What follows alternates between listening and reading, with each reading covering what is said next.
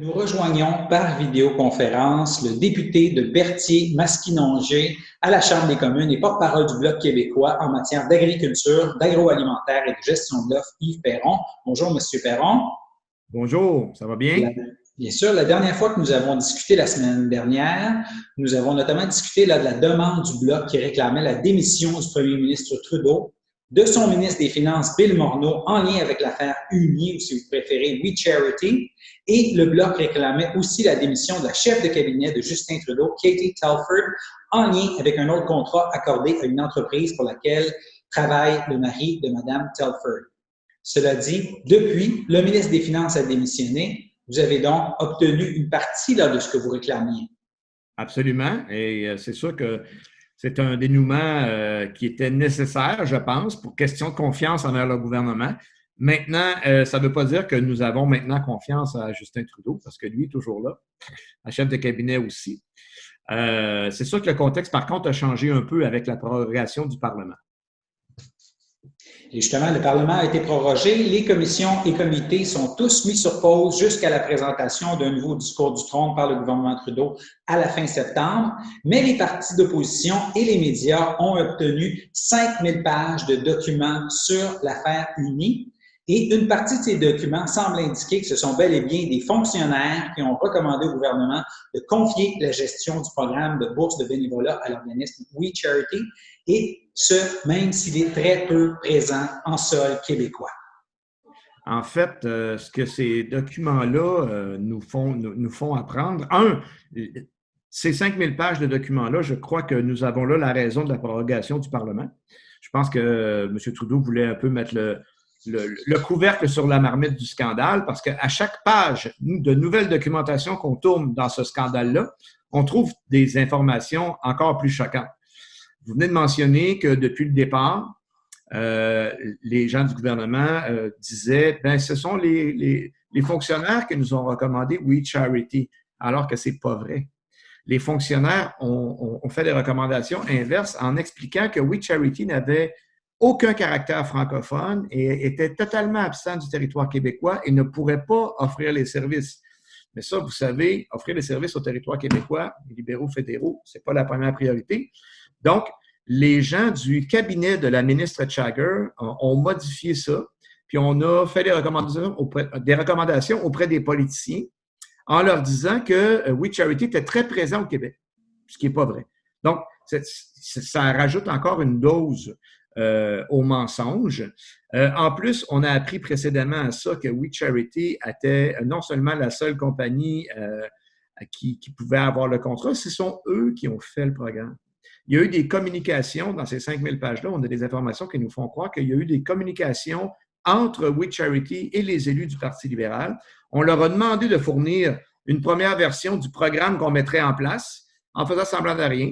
On a mis de la pression sur les fonctionnaires en leur faisant bien comprendre que We Charity, c'était les bons amis des élus et que ça paraîtrait peut-être pas bien que ce soit pas eux qui aient le contrat. Puis finalement, on se ramasse en bout de ligne avec avec une recommandation de donner ça à We Charity sans aucune concurrence. C'est complètement fou. Partant du fait, ça aurait été inacceptable si ça avait été une compagnie ordinaire. Imaginez, cette compagnie-là donne 250 000 dans une année à la mère de Justin Trudeau pour faire des conférences. C'est une œuvre de charité. Hein? Ils font des œuvres de bienfaisance. En avez-vous beaucoup, vous, des volontaires qui vont faire des œuvres de bienfaisance, se faire payer 250 000? C'est complètement ridicule, c'est rire du monde ordinaire. Ça n'a pas de bon sens. Le frère de Justin Trudeau s'est fait payer 30 000.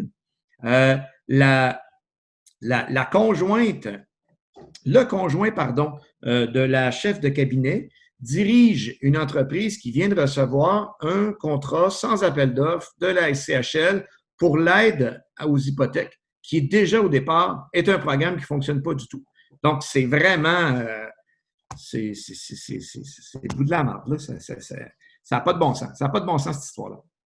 Dans les documents, il y aurait, semble-t-il, aussi un courriel envoyé par le ministre Duclos, un élu libéral du Québec, qui justement émettait des doutes sur la possibilité pour l'organisme We Charity de gérer ce programme en sol québécois, vu son peu de racines. Et ça, vous avez notamment décrié le fait qu'il n'était pas apte à gérer ça en sol québécois, vu qu'il connaissait peu le Québec. Ça va dans le Ça, sens de ce que vous disiez, là. effectivement, puis ça n'a pas été pris en compte.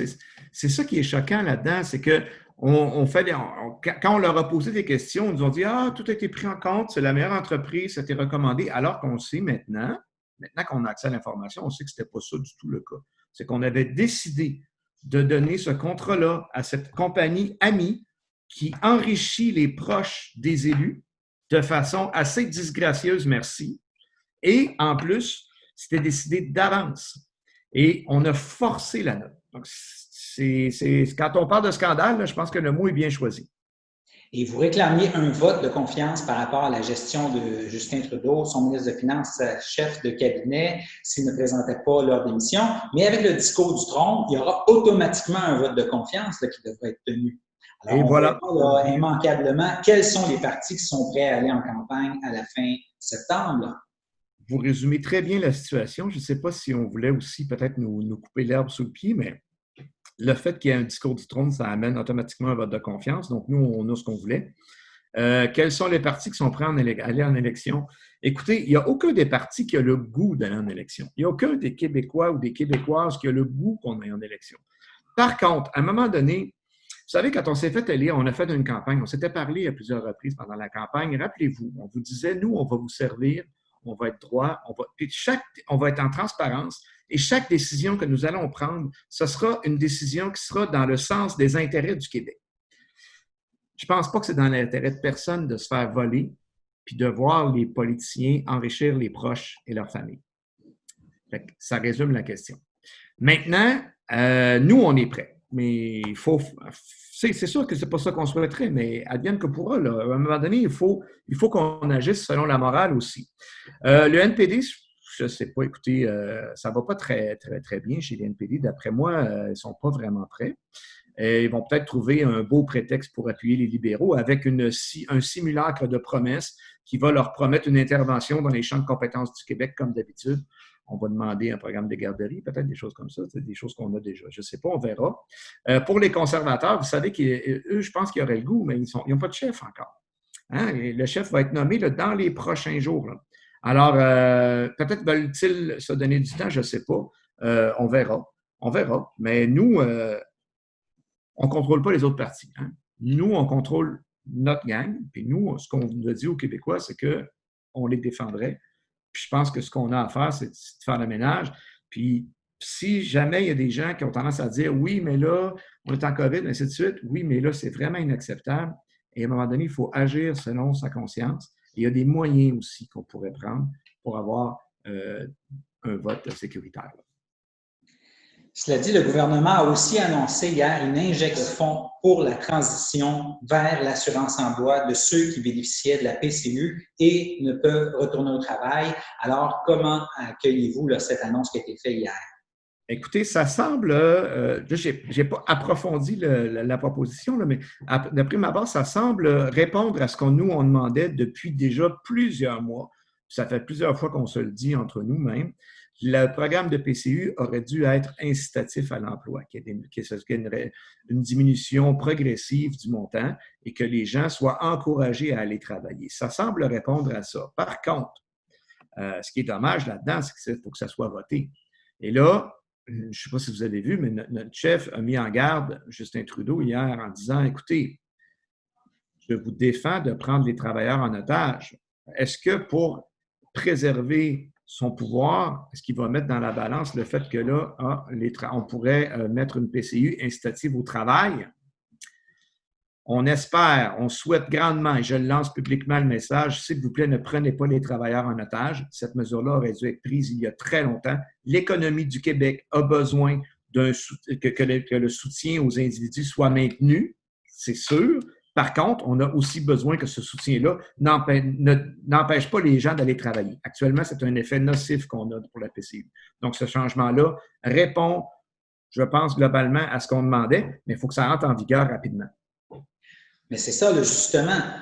Si j'ai bien compris, la PCU, elle est prolongée d'un seul mois. Ça arrive à échéance 4 jours après le fameux discours du trône. Si le gouvernement tombe sur le vote de confiance, qu'est-ce qui arrive des gens qui dépendent de la PCU et des autres programmes annoncés pour y succéder pour payer leur loyer du mois d'octobre? Si on se retrouve en campagne électorale, ils pourraient se retrouver dans une espèce de no man's land et devoir emprunter là, pour payer leur loyer du mois d'octobre. Oui, effectivement. Donc, il y a moyen peut-être de faire ça par règlement avant. Écoute, c'est de voir les moyens législatifs, mais c'est sûr que ça doit entrer en vigueur rapidement. C'est clair qu'on n'agira pas non plus de façon irresponsable. Nous autres, vous savez, hein, depuis le début de notre mandat, on a été une formation politique, on a dit ouvertement en début de mandat, nous autres, on n'est pas là pour empêcher le Canada de fonctionner, on est là pour protéger et préserver les intérêts du Québec. Faire la promotion de l'indépendance, évidemment, en même temps. Alors, s'il y a une décision importante à prendre dans l'intérêt des gens, on va s'arranger pour que ça se fasse. Ce qu'on demande au premier ministre, c'est, s'il vous plaît, ne jouez pas de petites games politiques, là, puis d'essayer de mettre ça en compétition, là. Il y a moyen qu'on soit raisonnable et qu'on agisse dans le bien commun. Autre sujet, cette semaine, vous êtes aussi revenu à la charge pour réclamer plus de flexibilité dans les programmes pour l'accueil de travailleurs étrangers pouvant aider les agriculteurs à récolter là, ce qui pousse dans leurs champs. Oui, absolument. Il y a beaucoup trop de contraintes administratives, et particulièrement cette année, dans le contexte de la COVID, c'est épouvantable. Il y a des modifications faciles et rapides qu'on pourrait adopter, là. Entre autres, donner des visas plus prolongés, permettre de les renouveler plus rapidement. Quand un même travailleur vient ici depuis 10, 15, 20 ans, est-ce qu'on a vraiment besoin de refaire une enquête au complet? Ça fait 15 ans qu'il vient, il n'y a pas de problème. Est-ce qu'on ne pourrait pas avoir des visas de plus longue durée? Ensuite, les études de marché. On doit prouver qu'on n'a pas d'employés locaux qui veulent faire la job. Je pense qu'on est en train de le prouver cette année et devrait se reparler dans les prochaines semaines. Vous allez me voir en entrevue probablement parce qu'il y a un paquet de producteurs agricoles qui vont devoir laisser une partie de leur production pourrir dans le champ, comme je vous l'annonçais au mois de mai et au mois de juin, parce qu'il n'y avait aucune mesure qui était prise. Mais ça, quand le feu et quand la flamme est petite, les gens n'ont pas peur du feu et attendent que ça brûle avant de réagir. C'est ce qui se passe encore dans ce cas-là. Alors, on va avoir des problématiques importantes au niveau des récoltes. Il faut permettre une certaine mobilité de cette main-d'œuvre-là. Il faut enlever des charges, des coûts administratifs. Donc, je reviens à ce que je disais au niveau des études de marché. Plutôt que de le demander à chaque année, on pourrait peut-être le demander aux 5 ans, donner le temps au marché du travail d'évoluer. Il y a des propositions comme ça là, qui peuvent être facilement instaurables et qui sont intelligentes. Là. Donc, pour l'instant, il y a vraiment un risque là, qu'il y ait des légumes qui restent au champ sans avoir assez de travailleurs pour les récolter. Là. Ah oui, oh oui. Écoutez, puis les producteurs commencent à penser à arrêter de cultiver leur champ. Là. Tu sais, je rencontre des gens sur le terrain là, qui me disent, écoute, moi j'ai eu une proposition d'avoir la même production qui viendrait du Costa Rica. J'aurais juste à les trier, les mettre en boîte, puis les vendre, ce serait bien plus facile pour moi à gérer. Est-ce que c'est ça qu'on veut? Est-ce que c'est ça qu'on veut? Tu sais, à un moment donné, là, notre occupation, notre territoire régional, quand on parle d'agriculture et d'agroalimentaire, on a souvent tendance à dire ah, mais là, on donne beaucoup de soutien aux agriculteurs, et ainsi de suite. Mais qu'est-ce qu'on veut de nos campagnes et de notre territoire? Est-ce qu'on veut qu'ils soient occupés dynamiquement? Enlevez les producteurs agricoles des régions, là, puis vous n'enlevez pas juste les producteurs agricoles, là. Vous enlevez des écoles, vous enlevez des commerces, vous enlevez tout un paquet d'infrastructures qui sont autour de ça. C'est le moteur, c'est ce qui anime notre territoire. C'est important. On peut tous les décourager, là, puis de leur mettre des bâtons dans les roues, puis de leur dire, écoute, si t'es pas correct, on va aller t'inspecter, puis ça se pourrait que tu aies 250 000 d'amende si tu n'as pas fait une bonne, je prends l'exemple des quarantaines, entre autres. Là. Plutôt que faire ça, là, on devrait essayer de leur faciliter la vie. Puis je ne dis pas qu'il faut tout leur donner, là. C'est juste agir intelligemment. La bureaucratie gouvernementale en général est lourde. La fédérale est épouvantable. Voilà mon résumé. Donc, là, vous avez hâte de voir ce qui va être dans le fameux discours du trône. Oui, puis nous, on a mis des conditions. On a parlé ensemble de rendre la PCU incitative au travail. Ça, je pense que ça va être là, de toute évidence. On demande une augmentation du pouvoir d'achat des aînés de façon permanente. Nous, ce qu'on demande, c'est 110 par mois sur les pensions de vieillesse. Là, on a eu un 300 un versement unique. C'est un début. C'est sûr que ce n'est pas assez. Si on n'avait pas été là, il y aurait eu 0. Là, on a eu 300. Nous, ce qu'on veut, c'est quelque chose de permanent. Ensuite, on parlait d'agriculture il y a quelques secondes, les compensations pour les productions en gestion de l'offre. Le deuxième paiement pour les producteurs laitiers. La mise en place pour toutes les autres gestions de l'offre qui ont eu 0 paiement. Rien du tout jusqu'à maintenant. Là. Je vous parle de la volaille et des œufs. Eux, ce qu'ils veulent, c'est des programmes de modernisation de leur ferme. Et là, ils se font répondre des fois, oui, mais là, les produits étrangers ne rentrent pas encore. On ne doit pas attendre que les produits étrangers entrent avant d'être plus compétitifs. Il faut se préparer à ça. Il y a urgence en la demande, c'est super important. Autre point, le transfert en santé doit être augmenté tel que les provinces et le Québec le demandent, sans condition. Et le fameux montant pour We Charity, vous savez qu'on décrit souvent le 43,5 millions d'honoraires qu'il y avait, qu'on donnait à la compagnie directement, mais ça, c'était pour gérer plus de 900 millions de dollars en bourse qu'on remettait à des étudiants.